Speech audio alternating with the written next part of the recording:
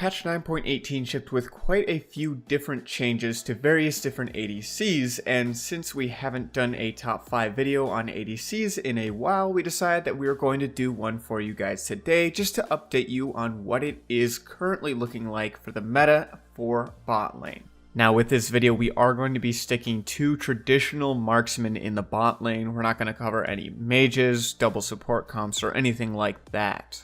While these are viable and can be effective in your ranked games, usually you need a duo and a team that knows how to play around it, so traditional marksmen are just going to be better. For those of you who haven't already, make sure to check out our website GameLeap.com. There we have hundreds of guides all done by challenger players sorted into a quick and easy to use courses system.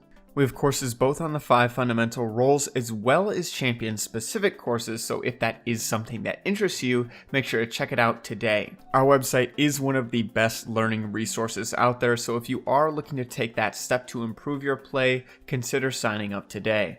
Now normally we do lead these videos off with an honorable mention. However, most of the marksmen out there are viable, just very situational, meaning there isn't really one individual honorable mention. The unique thing about marksmen is they're all going to be pretty close in power levels no matter which patch. Each patch will have 1 or 2 ADCs that are a step above the rest, but the rest of them are all going to be pretty close in power level. Now with that being said, let's get straight into our number 5 pick, which is going to be Draven.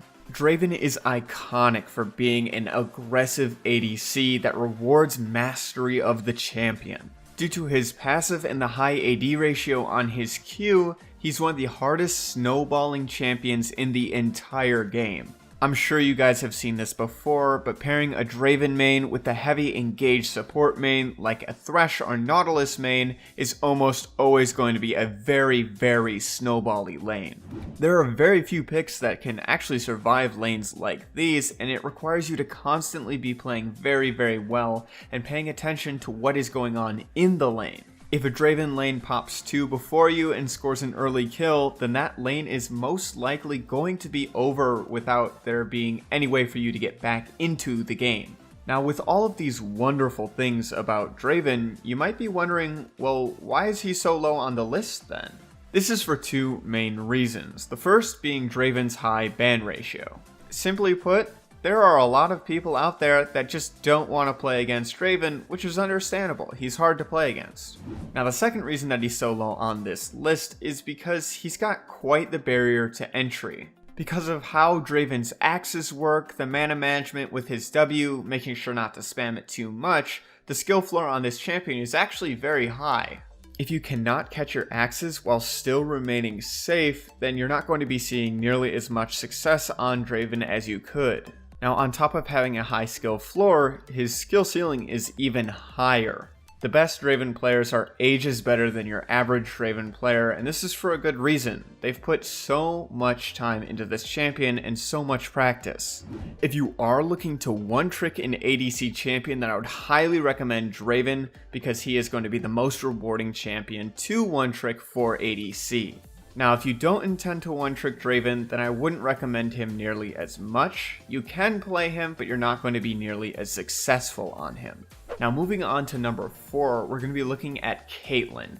Caitlyn is one of the classic lane bullies when it comes to marksmen. She has one of the highest auto attack ranges out of any ADC, meaning she can trade autos for free without taking one in return. Caitlyn also has really good wave clear and tower damage. So when you take all of these things into account, oftentimes you're going to be seeing Caitlyn's taking a lot of plates, if not the entire tower, very early on into the game. Now there are a few downsides to Caitlyn, the main 2 being she only really works with certain supports and she does not have a natural attack speed steroid. Now touching on the first issue, if you are having an enchanter support, Caitlyn isn't going to be nearly as successful. You need something that has kill pressure in lane. Caitlyn works really well with picks like Morgana and Thresh, but doesn't work quite as well with something like Sona. She needs a support that can match her aggression and help her bully the enemy champions out of lane and get that early tower, because that is where her strength lies. The second issue is that she doesn't have a natural attack speed steroid in her kit. Most marksmen have an ability that they can use in the middle of a fight in order to increase their attack speed and therefore increase their DPS for a short period of time. Caitlyn completely lacks an attack speed steroid in her kit, meaning she's going to be outscaled by picks like Kog'Maw or Xayah.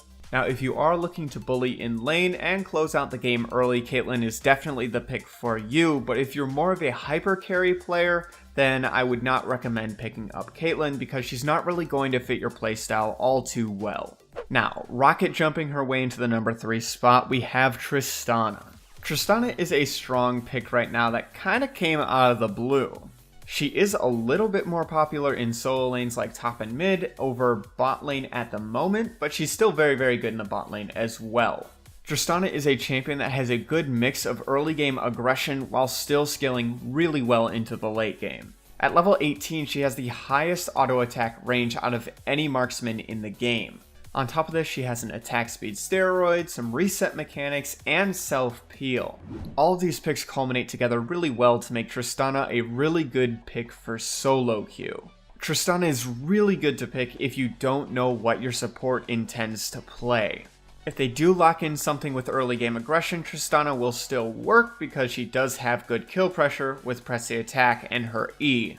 If your support does pick something more passive, that's entirely okay too, because you're fine to just sit back and scale well into that late game. Tristana is one of the most well-rounded ADCs in the game, however she is a little bit lacking in the safety department.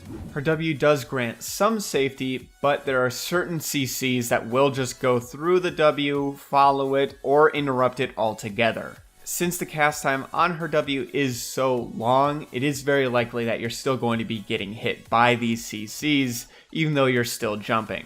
Every time you jump, you're also going to be cutting your DPS quite a bit, and since it's such a long animation, it is quite a long cut to DPS. This is why other champions with repositioning like Xayah are better, because her repositioning is very quick, and on top of that, it's an auto attack reset, meaning her DPS actually increases from it. Now, moving our way into the number 2 spot, we have Ziya. Now, Ziya did receive nerfs this patch, but these nerfs were completely targeted at pro play and won't be affecting solo queue all that much. Obviously, a nerf is a nerf, and she's not going to be nearly as good as she was before, but it shouldn't hurt her too bad, and she is still at the number 2 spot. The reason that Ziya is so good right now is because she has very strong wave clear, meaning she can play the lane very safe, get all the gold that she needs, and on top of that, she's going to scale really well and teamfight really well later on into the game. On top of this, you can pick Ziya into certain comps where it's just not possible to pick Xayah. This is because Xayah only gives you a shield with her ultimate, whereas Ziya gives you actual untargetability, which in most cases is better and safer. For example, if you are playing against a fed Talon as ADC, your Xayah shield is not going to make a difference, he's still going to one-shot you, whereas the untargetability on Ziya's ultimate might actually be able to save you here. This is the main reason why Ziya is our number 2 pick. She is the safest ADC in the game right now while still scaling really well and team fighting well later on into the game. Ziya is a really good pick into assassin and diver comps. She's going to be able to go untargetable, and when she lands, recall all of her feathers through that target, one-shotting them and dealing a ton of damage to any divers that go point blank onto her. Ziya has the added benefit that she can also be played with pretty much any support. You can double down on safety and lock in something like Tahm Kench, making sure that you'll never die as Ziya, or on the other hand, you could lock in something aggressive and go for kills in lane like Rakan. Ziya is the ultimate safe pick, so if you are looking to just survive against a bunch of assassins or divers, Ziya is definitely the pick for you. Her only weakness is she's not as mobile as Xayah, and she's not going to be dealing nearly as much damage. Now, speaking of Xayah, she is still going to be our number 1 pick for ADC this patch.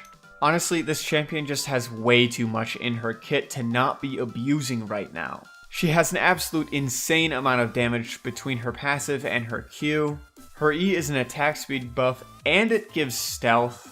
She can poke with her W, she has shielding and mobility with her ultimate. Your teammates can actually stack your passive for you. She really just does have everything that you could possibly want in a damage carry. She did receive nerfs this patch, but it was just to the attack speed on her E, which, believe it or not, was not the problem. There are plenty of marksmen out there that have an attack speed steroid like that and aren't a problem. Xayah's problem is that she does too much damage and she has a lot of utility. This is the exact reason why Xayah is so oppressive in solo queue, and if you haven't picked her up already, you need to be picking up Xayah. She is just too strong right now to not have in your pool. Now again, like I said earlier, she is a little bit susceptible to certain assassins like Talon, but she can outplay the vast majority of them just with her stealth and her ultimate.